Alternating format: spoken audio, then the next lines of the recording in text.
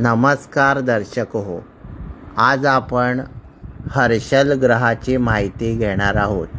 हर्षल हा कुंडलीतील अत्यंत भयानक क्रूर ग्रह आहे. तो कुंडलीत ज्या स्थानात असतो त्या घराचं पूर्णपणे वाटोळं करून टाकतो. हर्षल या ग्रहामुळे माणसाला प्रचंड तकलीफ होते, जसे की घटस्फोट होणे,